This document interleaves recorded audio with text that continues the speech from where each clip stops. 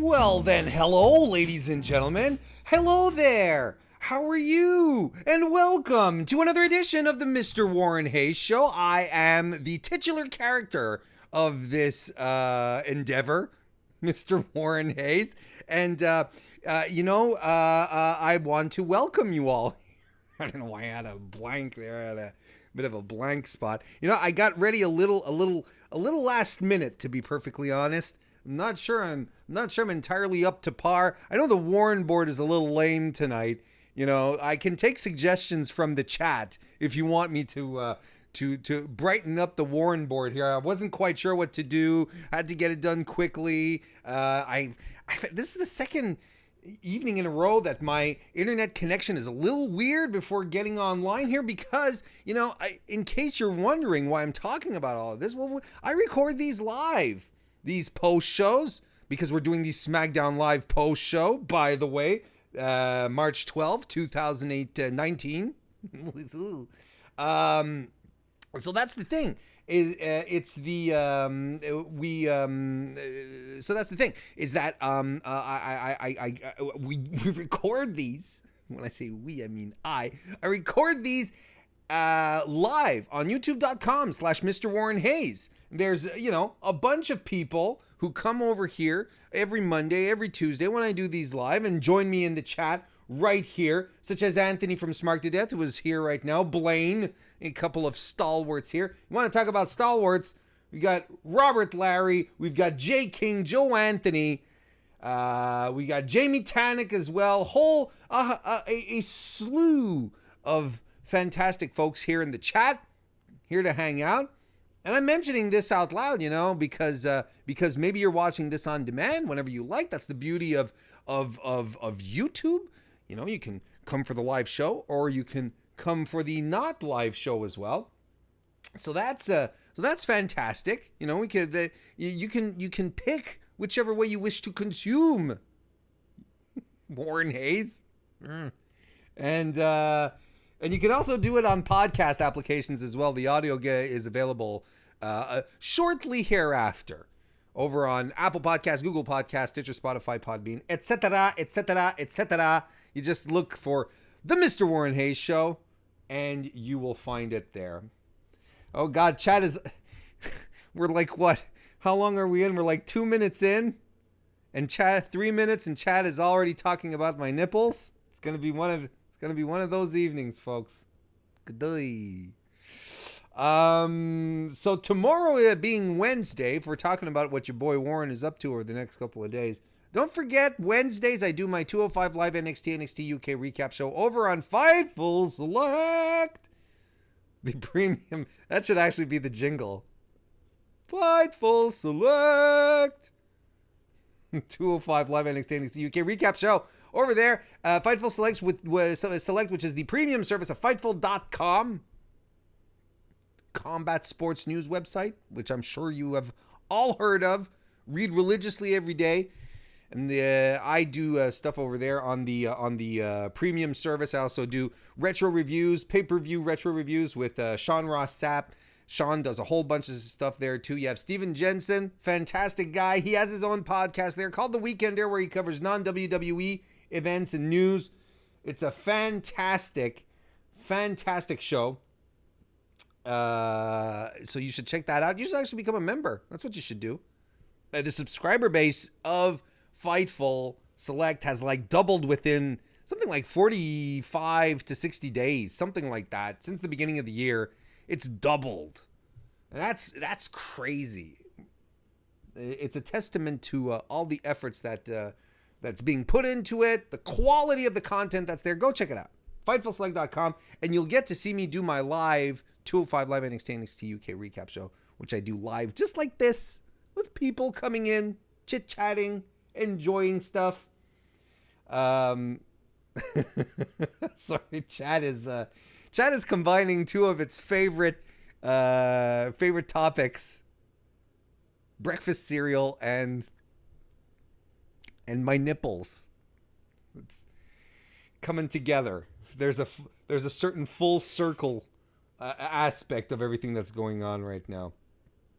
So there we go. So there we go. That's what I'm doing tomorrow.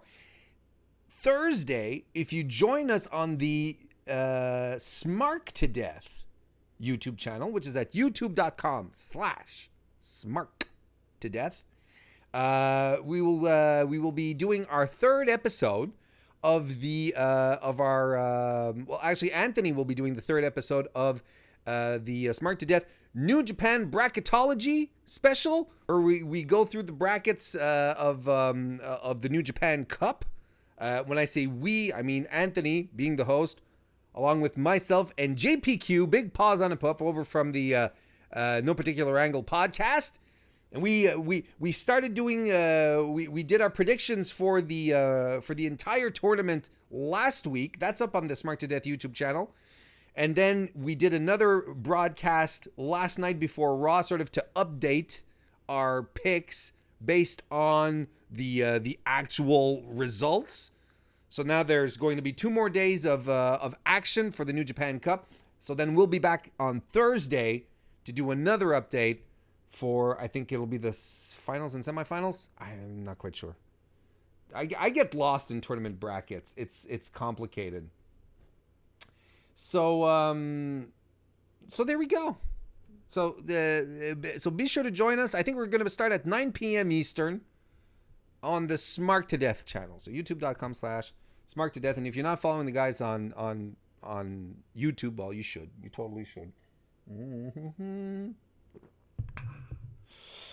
And don't forget as well, if you haven't listened, I was once again a member of the panel of the Division podcast over on Fightful.com, Fightful's women's wrestling podcast, hosted by your girl, Kristen Ashley.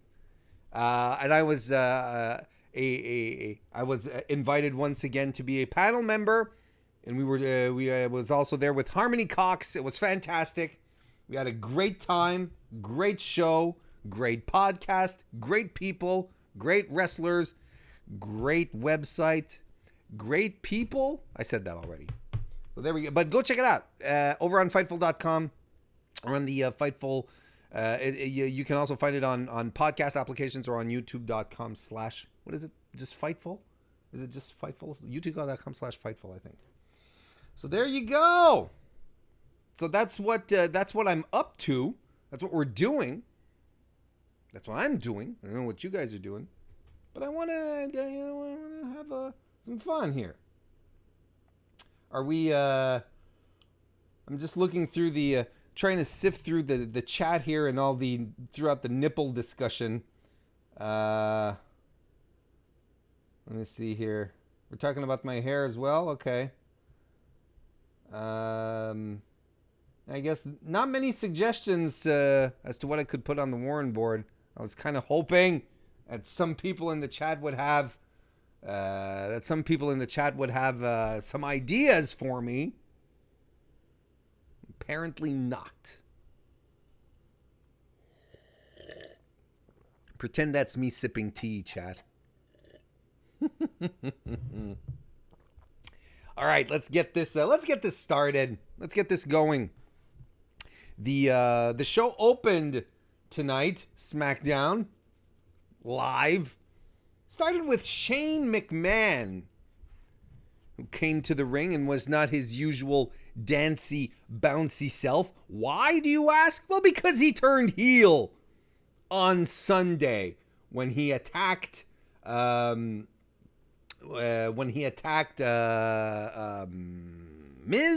and Miz's dad. So he comes to the ring and he has the cup in the ring. We hadn't seen the cup in a while. The cup of the best wrestler in the world, winner of the best wrestler in the world cup. He had it there. We hadn't seen it in a while. And he asked the ring announcer to come back into the ring and to introduce him as the best in the world. And the announcer obliges because, after all, he's the boss, or at least one of the bosses. I don't understand the chain of command in kayfabe. I don't. Is Triple H is he like Shane's boss? I understand Vince is the is the big guy. But like when you start going down between Shane, Steph, and Trips, like what's the chain of command there? Anyway, so he asks the commentator, not the commentator, the ring announcer. What am I talking about? It says to announce him, and he does. The ring announcer does. And then he grabs him by the face and he's like, "Say it like you mean it." And he does it again with a little more inflection, and more like announcy type. And then Shane walks over there, pretty good. And he grabs his face again and he's like, "Now say it with conviction." And he says it, I guess, with conviction, or at least, he stretches it out a little more. And then the question that was on everyone's mind, why, Shane? Why did do it, Shane? Well, Shane is just sick of all the people who have ever been in his life. Not just all of you people. But the superstars in the back, the thousands of WWE employees trying to mooch off him. Shane, how can I get ahead in the WWE? How do I get a promotion? How do I get stock options? Shane, you guys, WWE Universe, you don't realize the amount of work Shane puts in backstage. That all ended Sunday. It was always about what I do for others, and I brought that to an end on Sunday when I beat The Miz in his hometown, and I beat his dad in his baked potato face, is what he called it. And he said he's the best in the world because he was born that way, not because he won a stupid trophy. Basically saying, because he's a McMahon. And he says, Miz, listen up. I enjoyed beating you up. I really did, and it's going to continue. And this is not a request because you work for me. I'm going to continue beating your ass at WrestleMania. So, ladies and gentlemen, it's confirmed. The former besties are going to go at it at WrestleMania. What do you think? What do you think about that? Ha! So that was our first opening. Yeah, fine little segment, but I'm going to tell you one thing. I much preferred Shane McMahon's heel beatdown to his first heel promo. I'm going to tell you that much. Let me see here. What are we talking about in the chat? Did you any suggestions? Any suggestions? Rhonda. Oh, okay. Kristen said Rhonda's a little weirdo. I like that. Let me get the red pen. I like that. And Blaine says the chat is awesome. I think I'll put both. We're gonna add in both here. Apologies to those of you who Rhonda is a little weirdo. There we go. And we're put a rectangle around it. Apologies to those of you who aren't watching this on YouTube. This may sound like a bit of dead air, but there's lots of action going on right now. I'm writing stuff on the board. And what was the other one? The chat is awesome. And that is true. The chat is awesome. And I'm even gonna put like flames coming out of it because it's such a fire comment. This one is like it's nice and snug and it's square. This one is a blaze. It's like passion. Thank you, chat. All right. So yeah. So the Shane promo, just fine. It was okay. Now we're gonna talk about Aleister Black and Ricochet and the Hardys versus The Bar and Rusev and Nakamura. Shinsuke Nakamura. For those, you know when you think about how WWE is so enamored, with or actually doesn't like last names. like Rusev used to be Alexander Rusev, and then he like sliced it, and then Andrade Cien Almas, and now it's just Andrade, right? Why haven't they? Why? It's a surprise. I'm surprised that they haven't slashed Shinsuke Nakamura yet. Just called him like Nakamura. I'm honestly still quite surprised about that. Chat, if you're surprised about that, type you in the chat. If you're surprised that Shinsuke still, type you. Not Y-O-U, just the letter U. Or you could do Y-O-U as well. Spell it whatever way you like. Go nuts with the Bonics. Just go crazy.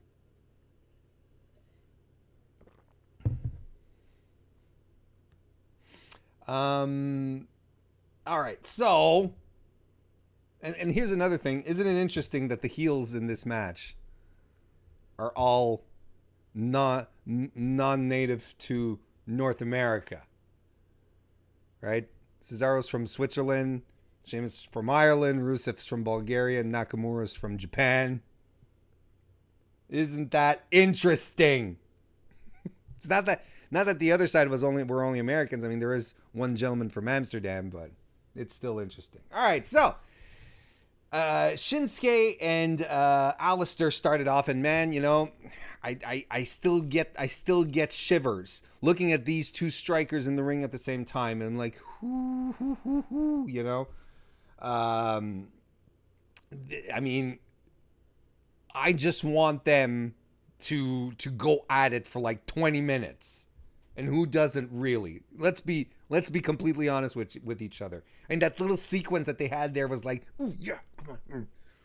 And you could tell Shinsuke was into it. Teases, a bunch of teases, WWE. Black finally leg sweeps Shinsuke down. He whips him into the ropes. Gets him with the knee to the midsection. Meanwhile, Ricochet was tagged in, hits the standing moonsault, covers Shinsuke, but only gets 2. Next come Mattitude, Matt Hardy, and Sheamus. Hardy hits an elbow off the second turnbuckle. Jeff then comes in. They do their combination, double leg midsection, double leg drop to the midsection by Jeff, and the diving leg by Matt. Jeff covers, but only gets 2. But Sheamus takes Jeff down with the clothesline, and Cesaro comes in, mocks the Hardys, and hits a leg drop, covers Jeff only for 2. And Jeff Hardy is your babyface in peril for the remainder of this match. Rusev then comes in, strikes Hardy into the corner, and the heels all take turns working on Jeff while the ref is distracted. Rusev remains in control, but eventually, of course, the babyfaces are going to make their big comeback, and that is courtesy of Ricochet, who hits head scissors, followed by does his head scissors, followed by the drop kick on Rusev. Goes up top, but Ricochet gets smacked off the top rope. We get back from commercial, and Ricochet's fighting Sheamus off. Cesaro runs in to knock Black off the apron, but Ricochet still manages to get the hot tag to Mattitude Hardy, who's still doing the delete chant. I am so confused. I am so torn and confused. Cesaro runs in to knock off Black, but Ricochet gets the hot tag. I just said that. Matt is a house on fire. He headbutts Cesaro on the turnbuckles, doing the delete stuff. Hardys hit Poetry in Motion. There's a side effect. Matt, this is a nice little sequence here. I'm a sucker for these kind of little sequences here. Matt Hardy, he eats a bro kick by Sheamus. Sheamus eats a pump knee by Aleister Black. Black eats a side kick by Rusev, or was it a heel kick? No, it was more like a side kick. But anyway, he eats that by Rusev. Rusev eats a missile drop kick by Ricochet. Ricochet eats a kick from Shinsuke Nakamura, and Nakamura eats a twist of fate by Jeff Hardy. I thought that was a lot of fun. Cesaro then tries to cover Jeff Hardy for 2, but Cesaro instead eats a twist of fate of his own. Jeff goes up top for the Swanton, hits it on Cesaro, but the pin is broken up, and it turns into a schmoz. Everyone schmozzes. Everyone's beating on each other, fighting each other. And the crowd goes nuts because the New Day, along with Kofi Kingston, hit the ring. They clear out the heels in dominant fashion. The New Day are in no mood for chicanery or shenanigans tonight. They are pissed. They're intense. Frustrated. The frustrate day. Don't ever let me say that again. That was a fun little match. It was, you can tell that they are setting something up for WrestleMania. I can't say with conviction what it is, but the Usos did cut a promo after.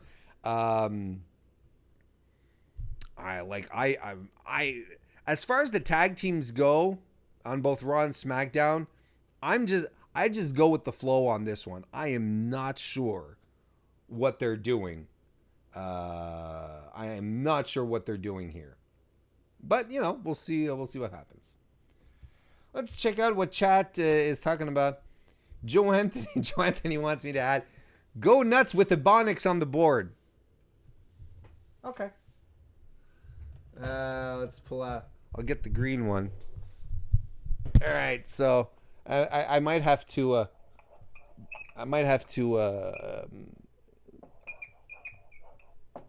Impede on what's already on the board. Go nuts with. Is this even coming? It's not coming out really well, is it? But that's okay. It's the thought that counts, guys and gals. Ebonics.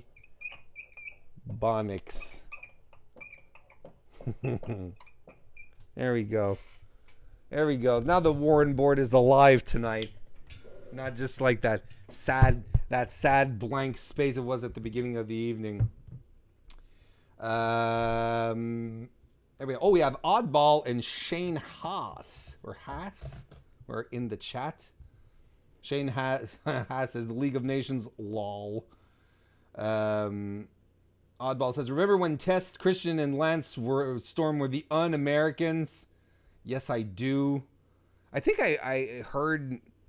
Who was talking about it recently? Was it Christian himself? Oh, no, it was on a Pritchard podcast where it was on the Christian show, where Christian at first really wasn't sure that he wanted to do that. Like, none of the guys were really comfortable with it because, like, most of them were, like, living in Florida and stuff. And they were like, no, we don't want to be an American. Like, we live here.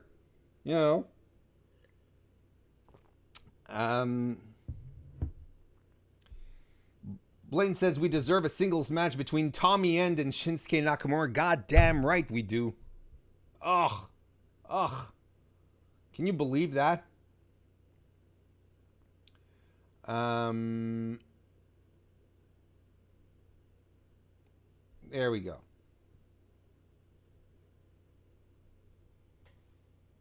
And, okay. I was just wondering. Because Joe Anthony was saying that he was unemployed again, but then I realized that it's just Kristen hiring and firing him from Diva Dirt again. So visit diva-dirt.com, by the way. All right. Next we have Randy Orton, who came to the ring, and he says he needs to get something. He needs to get something off his chest. He says, "Is this the house? Is this indeed the house that AJ Styles built?" Because in 2002, while he was wrestling for $10 a night in front of 12 people, I was here making my in-ring debut. Which is true. But I don't know if AJ was actually wrestling for $10 or if it was more like a handshake and a hot dog kind of situation, if you know what I mean. And he says Orton continues, in 2004, while he was shaking hands in the bingo halls, I was becoming the youngest WWE champion of all time. In 2005, and this line of the night, it's right up there with yesterday with Triple H calling Batista's security detail the Guardians of the Indies, of the Independents. In 2005, while AJ was in Florida getting a tan with Dixie Carter, Jesus Christ, I was here facing The Undertaker at WrestleMania. In 2006, 7, etc., I was here and I was a champion. This is the house. This house was built before AJ Styles ever built it. And that, of course, brings AJ Styles out.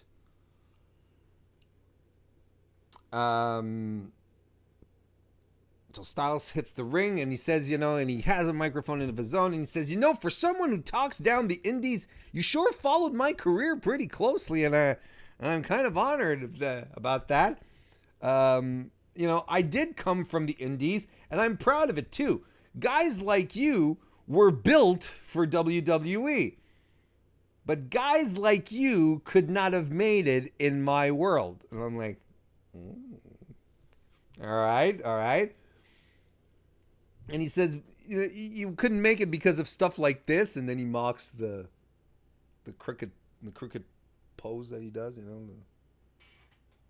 this thing. Do you like my, is this how my arms go? Everyone look at my arms. Are my arms okay? And he says like this, or because of this, or because of a second-rate diamond cutter, I think is what he called it. He says, you and my indie pals didn't rip, and then Orton says, well, you and your indie pals sure didn't rip off anything from us, and then he does the too sweet sign to a large reaction of, ooh, he went there. We're talking about the Bullet Club. Oh, edgy. And AJ moves on to remind him that, if you look around backstage right now, you're surrounded by guys who've made it from the indies. They didn't go to their father to give them a job. Orton runs down his accomplishments then. He says, nobody ever helped me get to where I am. But Styles like, you remember? He starts running down all the stables that he's been in, right? Legacy, Evolution, his thing with Edge, so on. He says, it sounds like you've had a lot of babysitters, Randy. He says, that's why I got the jump on you at Fastlane, because there was no one looking out for you. And Randy Orton says, this is still my house, and as long as you rent out a room, as long as you're here, you're renting out a room at my house, and rent's due, you son of a bitch. I guess bitch is back in the vernacular of WWE. I think it's probably tolerated now. I'm hearing it a lot. And he says, make sure you make the check out to the 3 most dangerous letters in all of WWE, RKO. And then AJ says, you want your rent, landlord? Come and take it. And he points to the Warren board. He points to the WrestleMania sign. Oh, we're getting AJ Styles versus Randy Orton. This, I thought, both of these guys delivered fantastic promos. It was a nice, honest, Randy's promo is, we know this, it's an extension of what he really feels, So it felt very natural and flowing. And quite honestly, I don't know why, not that I don't know, but I think this is, without a doubt, the best promo work AJ has done in months. He has had such a time with his promos. They had become so drab, so beige. Not that there's anything wrong with beige, you know, but oh man, I mean, that was something. That was fantastic. I really liked this. And I know a lot of people will be like, AJ's not really indies anymore. He's, you know, if they should have done this like 3 years ago when he first came up, you know. It's like AJ hasn't been indies in years. You know, I mean, for better for worse, Impact, you can't really consider it. It had the Impact TNA was backed by a major corporation. There was a lot of money in there. So you can't really say that it was an indie. New Japan is not an independent promotion. You know, AJ hasn't been indie in years. I get what they're saying. You know, it's like non-WWE guy, you know, who didn't come in through the WWE system against a stalwart of the WWE system. And I find it's interesting that they're really positioning, or at least I feel like they're positioning Randy Orton as the heel in this. You know, the WWE guy being the heel is kind of weird, right? But I may be reading too much into it. I mean, maybe I'm reading too much into it. It didn't really feel like a heel promo. It's more like two guys who just want to beat the shit out of each other. I'm fine with that. Maybe I'm reading too much into the heel thing with Randy Orton. All right, guys. I think what threw me off into this line of thinking is because he was called out by Vince McMahon at the very end. Like, he came to join like Vince McMahon's anti-Kofi forces, which is a heel thing. I don't know.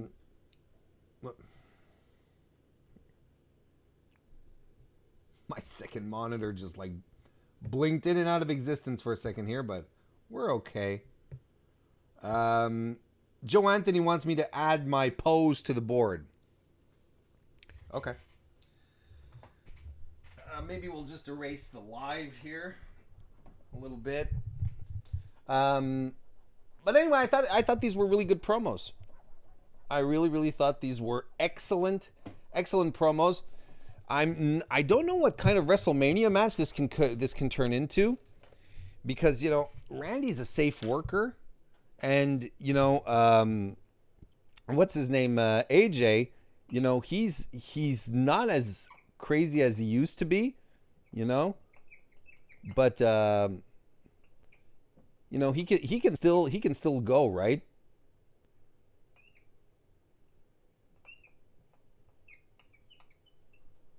Something like this. Is that kind of like what the... That's kind of how the that's kind of how the pose is, right? The Randy Orton pose.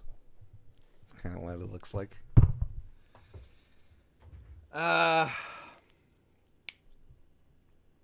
Here we go. Joe Anthony also dares to say that Orton does a better diamond cutter than Diamond Dallas Page. I'm ready to fight you anytime, any place on that, Joe Anthony. Kristen Ashley says, I don't get why mentioning Dixie Carter is a big deal. I mean, designing women was the shit. And no, Shane was not better than Golden Girls. There isn't much better. It doesn't get much better than Golden Girls, let's be frank. Let's be honest here. And Jamie's calling for plastic face dope on the board. I'm running out of room, but I'll put it right under my Smart to Death sticker here. That may or may not be a symbol. That may or may not be trying to say something here. Plastic face. What is it again? Dope. Yeah, plastic face dope. God, plastic face dope. Nope. There we go. I feel bad if you're listening to this on audio, folks. There's a lot to love on the YouTube channel tonight. There we go. All right, so next we get a match. We get Asuka, who is going up against Sonya Deville. Sonya, who wants to avenge what happened to Mandy last week, I guess.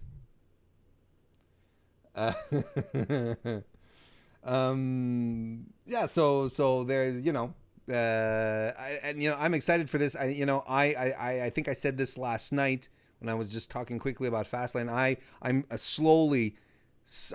this close to being explicitly referred to as a Sonya stan. She's fantastic. I love her so much. We get some grappling to start. A nice, quick grappling to start. Little flashes of brilliance here. That ends with Asuka going for an ankle lock, but it's broken up by Sonya immediately into the ropes. Sonya gets some nice kicks in on Asuka, who blocks one of the kicks and takes her down. And Asuka gets some kicks in of her own. Sonya sidesteps a missile drop kick. She hits a spear on Asuka, covers the champ, but only gets 2. Diving knee follows, covers Asuka again, only for 2. They start striking each other. Asuka then starts delivering some really strong elbows, some palm strikes. Deville eats a knee to the face, a shining wizard, and Asuka sliding drop kicks Mandy, who is just hanging around the ring on the outside like a little gnome, like a little gnome. She's hanging around there. She's like doing like little gnome things. Maybe she has a little tool belt to fix things. She's like a little ring gnome. And here's the weird thing here. Mandy is holding the apron, the ring skirt, I should say, way too much on the apron. And then Sonya's trying to get back in, and Sonya's foot is on the skirt, and Mandy pulls. She pulls the skirt. Sonya trips, and it allows Asuka to get the Asuka lock in and win. But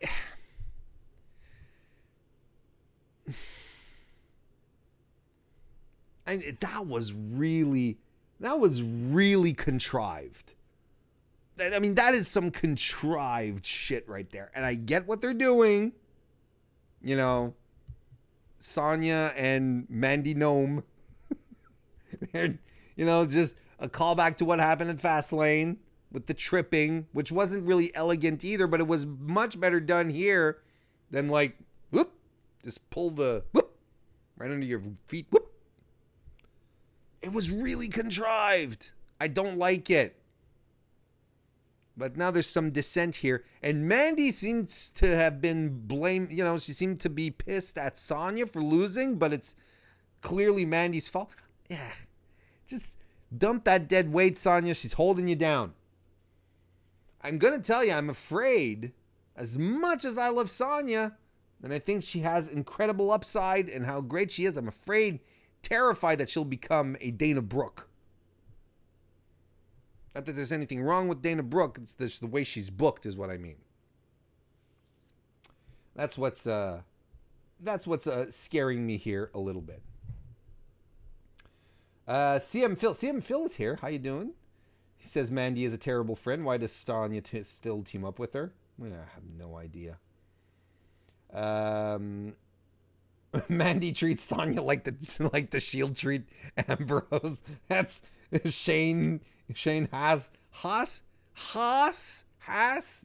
or is it Haas? Is it not like the avocados, right? Haas. Like to say hello to TJ Funakoshi, who is a new face in the crowd here. Jamie Tannock here. The SmackDown Women's Champion has been reduced to an enhancement talent to build a feud between one of the only 2 established tag teams in the new women's tag divisions. Let's break them up. Makes sense. You're not entirely wrong. But then at the same time, they wanted to go down this path with Mandy and Sonya for a while now. Let's not forget at the Women's Royal Rumble at Evolution, because of it was an all-women's pay-per-view, so of course it's a women's, not a Royal Rumble. Let me start over again. Let's all remember at the Evolution pay-per-view, there was the Battle Royal there, and Sonya and Mandy had some friction going on, and then they sort of set that friction aside because then they needed tag teams, to build in the division. But I know what you mean. I know what you mean, Jamie. They were an established tag team, and they went the distance in the Elimination Chamber. So it's weird because they did build them as a legitimate contendership team to Sasha and Bayley, and now we're just like, that's the sound of pulling a plug. Have you never heard a plug been pulled before? That's the sound it makes. At least in Canada it does. In my part of Canada it does.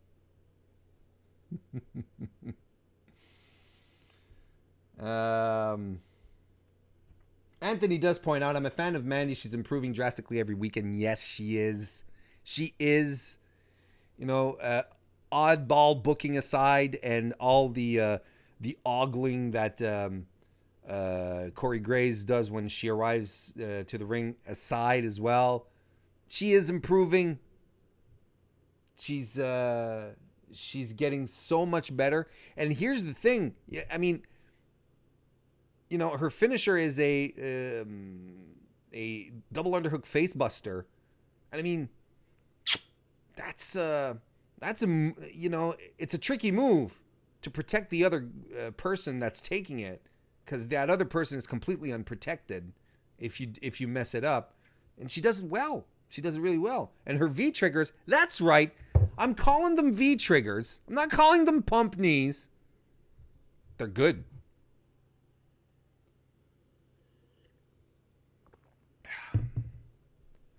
Could someone mute Joe Anthony every time he talks about whenever he talks trash about Canada, please? Thank you. Next, and then we're immediately followed by a promo from the Iconics, who very clearly, like if it wasn't clear before, it's done now. The Iconics call out the Boston Hug Connection, Sasha and Bayley, in case you're not following. So that was very clear. And Webby adds, hi Webby, didn't see you in the chat yet. It says by the end of the year, Mandy will be women's champ. I'll take that bet, Webby. I'll take that bet.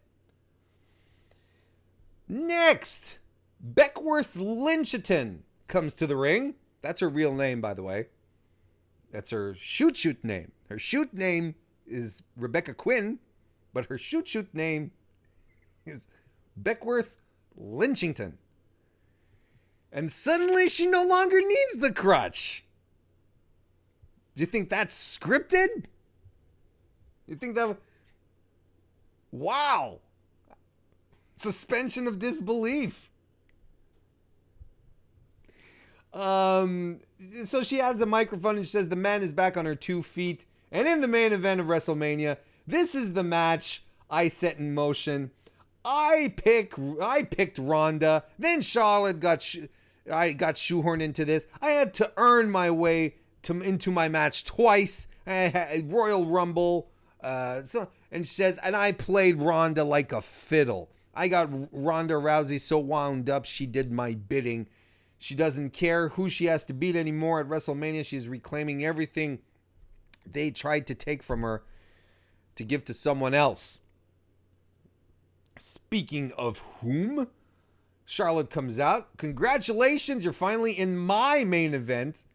I kind of like that. That's such a shitty heel thing to say, and I was like, ooh, I liked it. Congratulations, you're finally in my main event. And she says her resume speaks for itself. It is one thing to be hot for 6 months, but I've been hot for 4 years. And Becky retorts to that. She says, you said you've been hot for all these years, but then I come along and women are main eventing WrestleMania. We didn't need a queen. We need the man.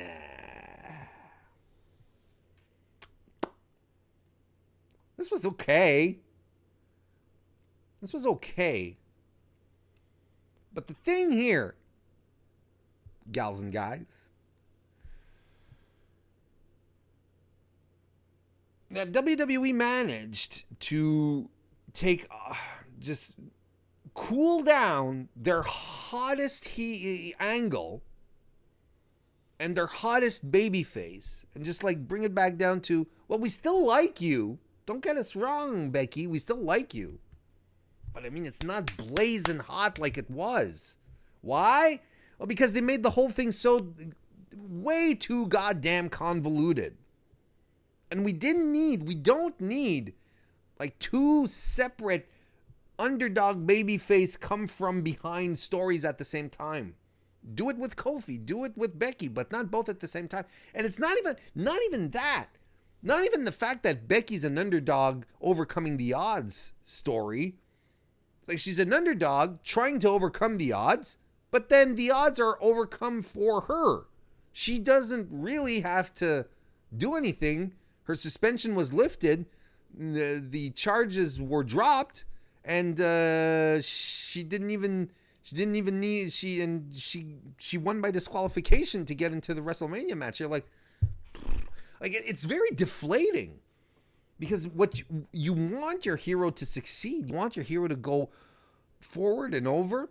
The injury angle, man, it shouldn't have been the centerpiece of the whole thing. It should have been just enough to create an aura of mistrust, and then Becky trying to deal with this mistrust.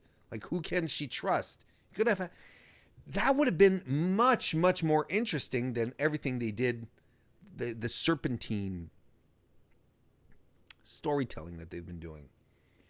But then I also think, and I believe I touched on this, and I don't want to get back into it, but I also really think that the decision to turn Ronda was entirely in reaction to the Twitter feud from 2 weeks ago. And WWE listening to the crowd and like, well, we just got to spin her around here. Because otherwise, why would you add Charlotte into a triple threat? You had Charlotte was added to the main event thing because you had two baby faces fighting each other. And Ronda was already getting a little more heat than she wanted from the crowd. Becky was super over. So they figured, well, we need a heel to draw some heat off of Ronda. So we'll just add in Charlotte because she's so good at it. Smart move. But the minute that Ronda is turned heel, we don't need Charlotte anymore. And they should have turned Ronda the minute she hit the ring and choked on the mic during her promo, because everyone was chanting for Becky Lynch. And then when they saw that she was choking, the audience continued heckling her. That should have been the moment right there that they just throw her out. Anyway, I think chat, we're all in agreement that the entire Raw Women's title situation leading into WrestleMania, the hottest, best angle that we had seen with the most organically over babyface that we have seen in a long time in WWE, getting her due, being put into the position that she deserves to. I think we can all agree that it's kind of turned into a dumpster fire right now, and it's such a crying shame. Now, I have no doubt that the WrestleMania match is going to be excellent, because you have the workers in this match are all too solid, just way too solid. But sometimes there is such a thing as a little too much too late. Let's see here. What are we talking about in chat? CM Phil says Becky owned Charlotte for most of 2018, and she really stood out there and said my main event. LOL. Yeah, and that's an excellent point. This is some kind of long-term booking. There's a really interesting story here to be told. There's a really interesting story to be told about Charlotte and Becky, who really is, Becky really is, if you want to push the Flair comparison, Becky really is Charlotte's Ricky Steamboat at this point. Or her Sting. But I like Ricky Steamboat more. I'm more of a Ricky Steamboat guy than a Sting guy. So I'll say Ricky Steamboat. Robert Larry says, is it me or is Charlotte's accomplishment promo becoming stale or copy-paste? I still love Charlotte, but she needs to have better material. She usually does have better material. Robert and I agree. I mean, these things aren't always on her. But, I mean, her delivery, man, I don't see any reason ever from this point on to ever turn Charlotte Flair babyface again. We deserve her. We deserve her as a heel. Jamie Tannick says, Becky's WWE.com promo on Sunday was absolutely captivating. Good. Yes. I'm glad you pointed that out. They should just let her do that on TV every week. She's majestic when she is allowed to do her own promos. Yeah, that's absolutely true. Everyone's talking about the NXT signings that popped up. Stokely Hathaway, man. But this for another show. If you want to hear me talk about the new NXT signings, sign up to Fightful Select, $5 a month. Come join me tomorrow evening at right after NXT UK, and I will most likely be talking about who's been about these fantastic additions here. So there we go. Backstage, we have Daniel Bryan and Rowan, who are coming out of the McMahon office. Oh no, the heels are conspiring. And Daniel Bryan is basically saying that he went to give Vince his honest feedback about Kofi Kingston. And Vince's response was to put he and Rowan in a match against Mustafa Ali and Kevin Owens. You know what? Turns out Kevin Owens was right about Shane McMahon.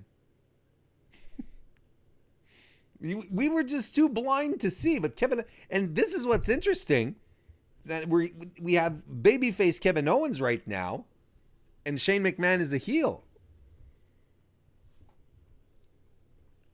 During that whole program where Kevin Owens and Sami Zayn were at odds with Shane McMahon, they were right. And there's nothing better in wrestling than a heel who is right. They were absolutely right. And look what we have here. Coincidence? Long-term booking? Coincidence or long-term booking? Coincidence. No one thought this out. I disagree. No, I retract that. If there's one guy who probably thought about it, it's Kevin Owens. That's the kind of detail that he keeps in mind. Tag team match. R-Truth and Rey Mysterio versus Andrade Cien Almas and Samoan Joseph, who were just beating the tar out of each other 2 nights ago. Now we have the baby faces on one side and the heels on the other. Excuse me.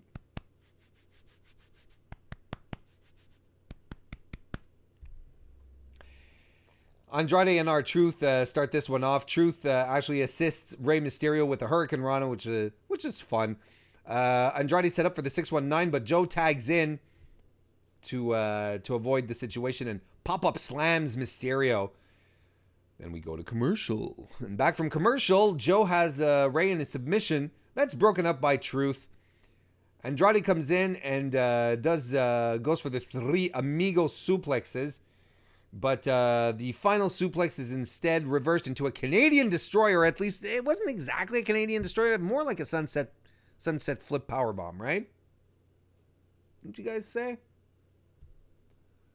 So that kept the third amigo from hitting.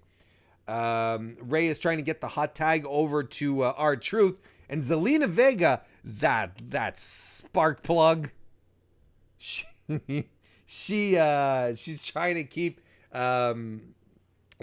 Ray from getting the hot tag by holding onto his leg. But Carmella comes in and interferes. She's having none of those Vega shenanigans.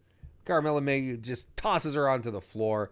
Truth finally gets the tag in, slams Andrade down, and goes for the 5-knuckle shuffle. Picks him up for an attitude adjustment, but Joe tags himself in. But he eats a heel kick by Truth.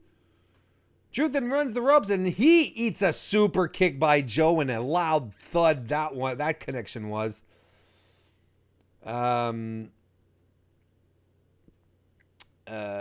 Ray gets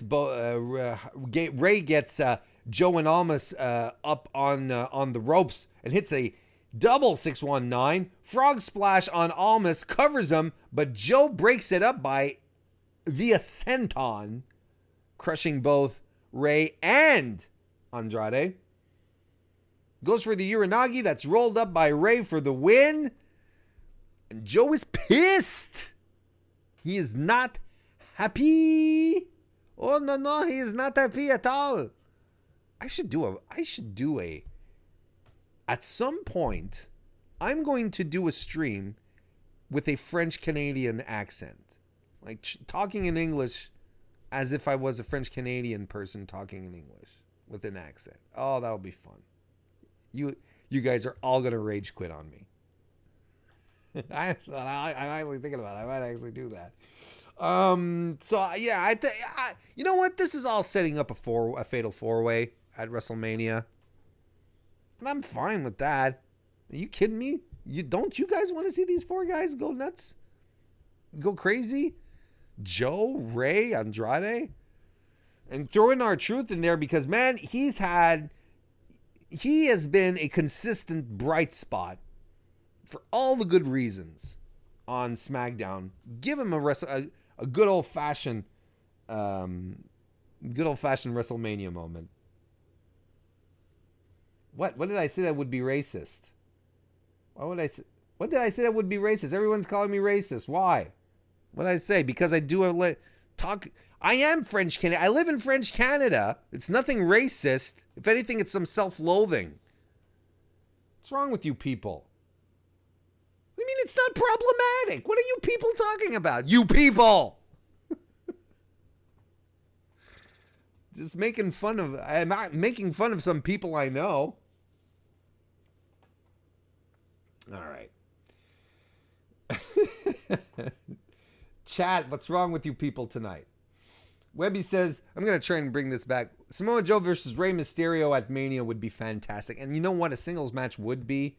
That would be so good, but I really think we're getting a fatal 4-way.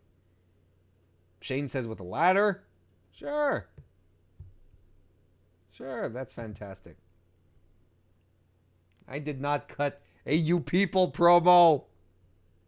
Cut that shit out. Mods, start banning everyone who says that I cut a you people promo. I'm not kidding. Or am I? Oh. Yes. Mustafa Ali and Kevin Owens fought Rowan, and the WWE champion lost Le Nouveau Daniel Bryan. Kevin Owens and Daniel Bryan actually start this one off. Kevin Owens shoulder blocks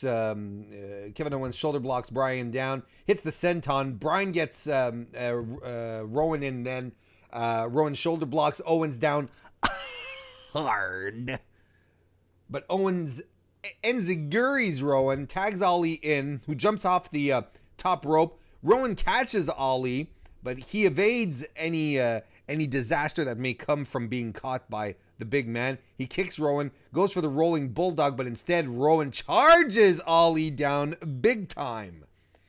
Bryan comes in and kicks and starts kicking Mustafa Ali down. He headbutts him. Nice snap suplex by Bryan as well. Covers him, but instead of going full on pin, he transitions very, very seamlessly right into a submission as we go to commercial. Back from commercial, the heels are alive. The heels are in control of Mustafa Ali. Double underhook superplex by Daniel Bryan on Mustafa made me pop. And the label lock follows, but Ali reaches the bottom rope and forces the break. European uppercuts by Daniel Bryan follow, but and Mustafa Ali gets popped up by Bryan, but as he comes down, Ali drop kicks the champ. Ali hits a backstabber, covers Daniel Bryan, but only gets 2 because Rowan breaks up the pin. Kevin Owens has enough. He goes after Rowan, tries for a stunner attempt, but he and Ali instead hit double super kicks on Eric Rowan, who rolls to the outside. Owens tries to take him out by running on the apron to do, probably a kick or a dive or a cannonball, something like that. But he gets tripped up by Rowan instead. Back in the ring, there's a sequence of pin reversals between Ali and Daniel Bryan. Bryan runs to do the knees in the corner, but instead eats an Ali back elbow. Ali jumps off the second turnbuckle, but guess who's there to catch him? It's Rowan, and he's the legal man, and he hits the global palming on Ali for the win. Now, this is a shame because commentary called it. They said Rowan calls it the Iron Claw. It's a shame. But I'm still gonna call it the global palming, if you're all right with that. And so the heels win this one. Good job, heels.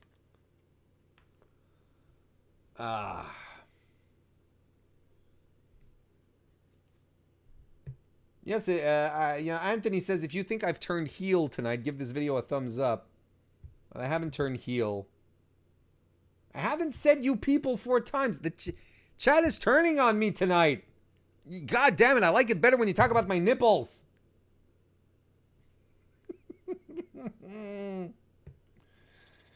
Oh, man.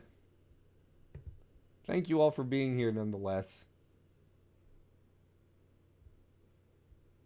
So out comes Vince. This is how we're going to finish the evening here.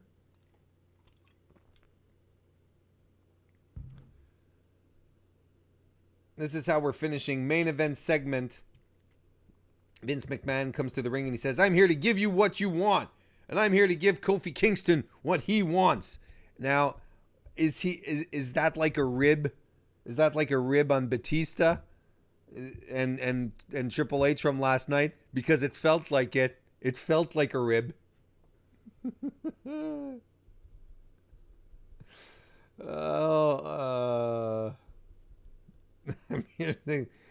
Chat, I'm sorry. Oh my God, I've created a monster tonight. So that's what happens. They say, to be a successful streamer, open up a live chat and interact with your audience. Make them, talk to them. Make them feel like they're part of the show.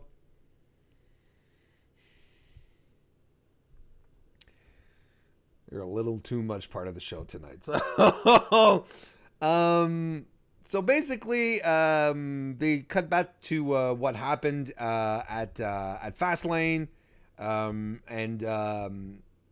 Vince says, he gave Kofi the opportunity to compete, and Kofi failed.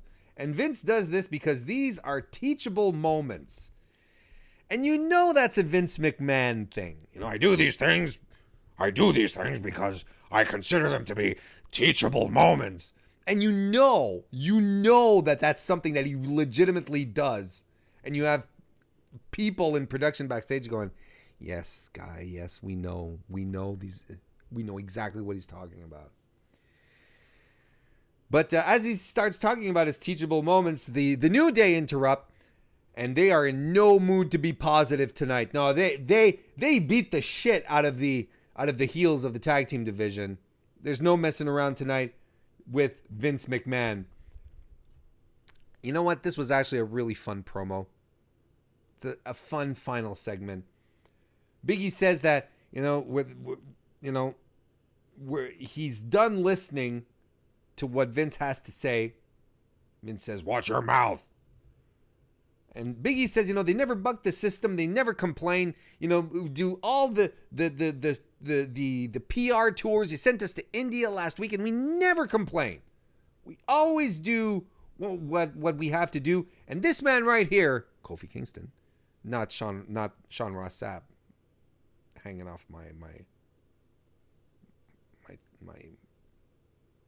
shelves there.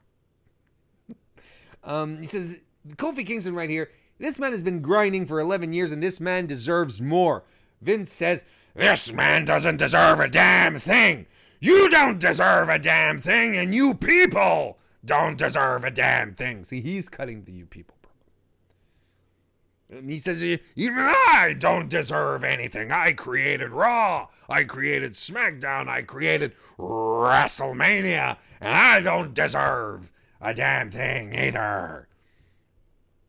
And Big E says, this is bigger than the New Day and even bigger than your ego, Vince. And everyone goes, ooh. But Vince says, I don't think there's anything humanly possible bigger than my ego, or something like that. Xavier Woods continues and says, Kofi defeated WWE champions, but never got his due.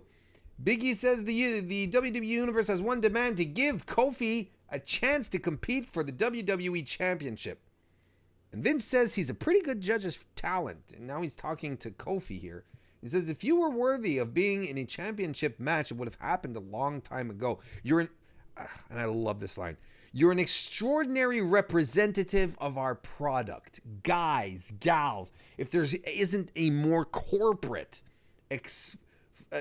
underhanded semi-compliment than that. It was, wow.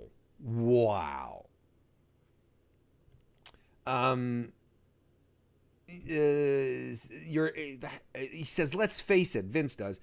You'll be in the Hall of Fame. Okay, issue here. You'll be in the Hall of Fame, Kofi, one day, but not on your own. As part of the New Day.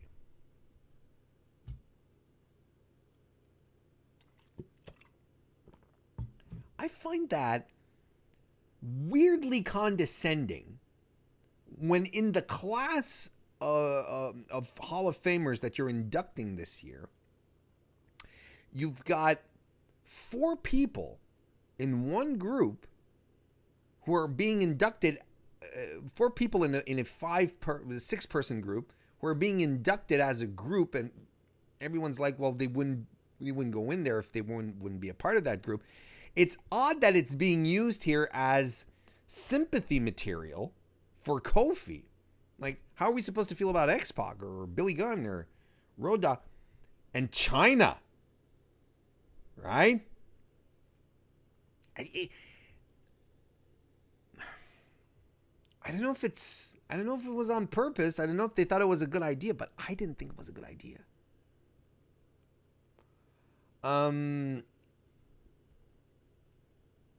So he says, and at your age, you're smart. You have these 2 young bucks who do all the work and you take all the glory. And no, I don't think that's an AEW reference. You're not championship material. He says, Daniel Bryan, when he came to talk to me earlier, hit it on the mark.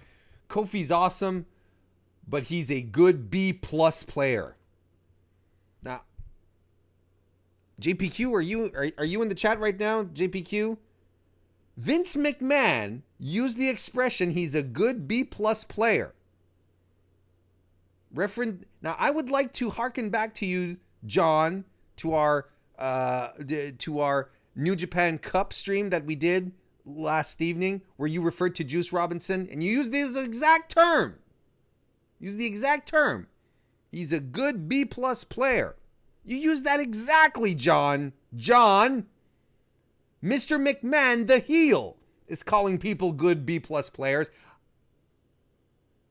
It is, without a shadow of a doubt, confirmed.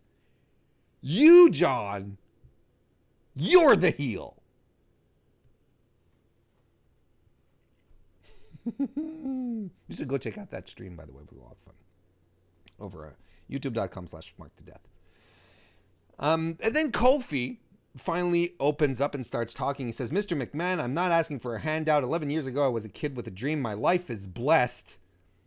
I would like to think that at some point over this period that I have proven many, many times that I am worthy. But you don't see it that way. But I've been here. I've been busting my ass. Do you know I've never been trick-or-treating with my kids? That's kind of sad. That kind of breaks my heart. I wasn't there when my kid lost his first tooth a couple of days ago. I never complain about the people that you put in front of me. And I'm not going to start complaining now. Right now, I want you to tell me what I need to do so that I can do it.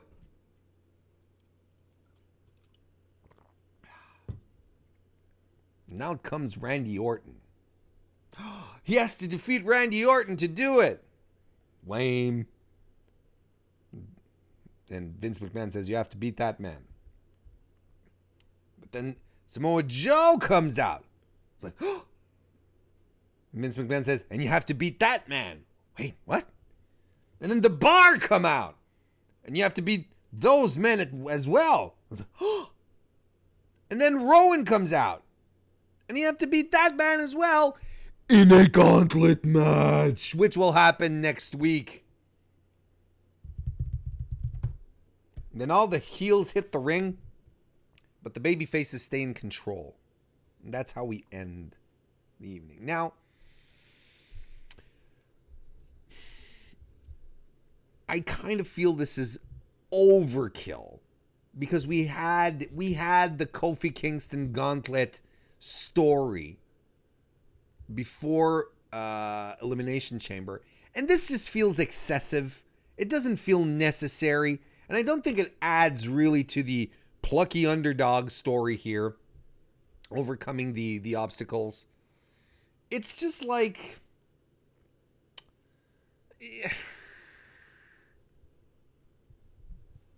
it's just a little too much at this point because we had the gauntlet. We had Kofi overcoming and just falling short. Will he fall short next week? Of course he won't. I mean, now it's just way too telegraphed.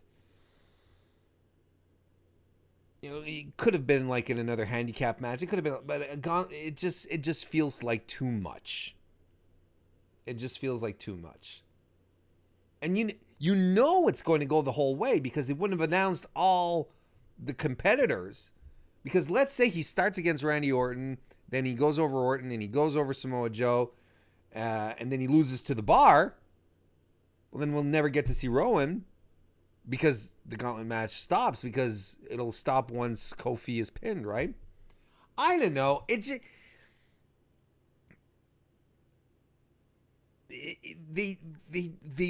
really like to lay it on thick. They really like to add so many layers to it when it could be just so simple. Have Kofi win a high stakes match and it'll be just as interesting. It'll be just as good.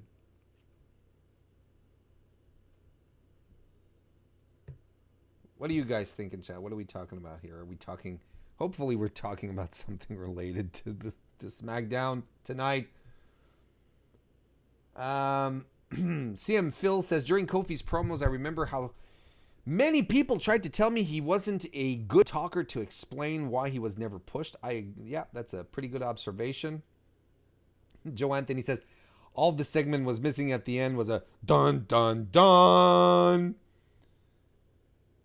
They should have just announced, Jay King here says they should have just announced the title match tonight for Mania and let Joe and Orton go away and focus on their programs for Mania. I agree. That's a very good point. That's a very good point. There's a lot of potential for clusterfucking next week. Isn't there, though? But I mean, Orton in the match, maybe AJ's going to get involved. Joe has 3 other guys breathing down his neck. Who knows what's going on with the Bar?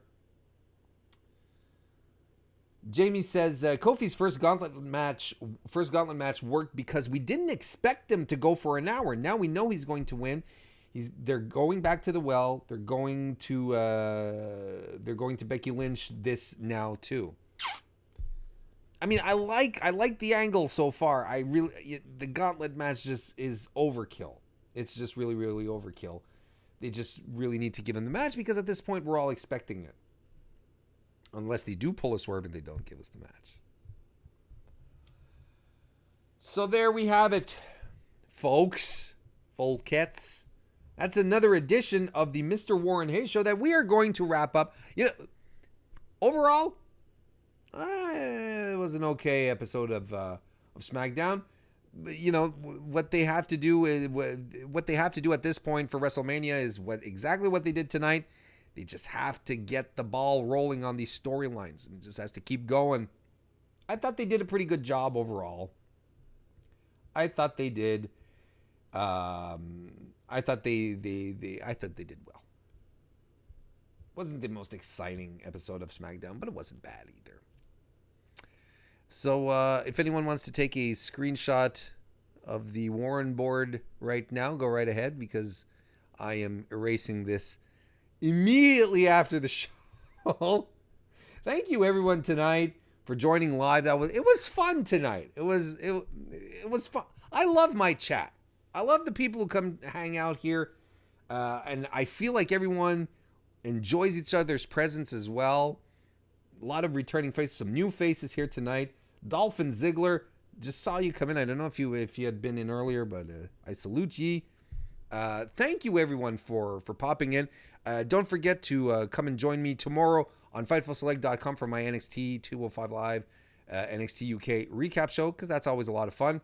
And Thursday for the New Japan Cup bracketology over on youtube.com/smarktodeath with Anthony Suter and JPQ. So guys, once again, thank you so much for joining me this evening, and I will see you next time.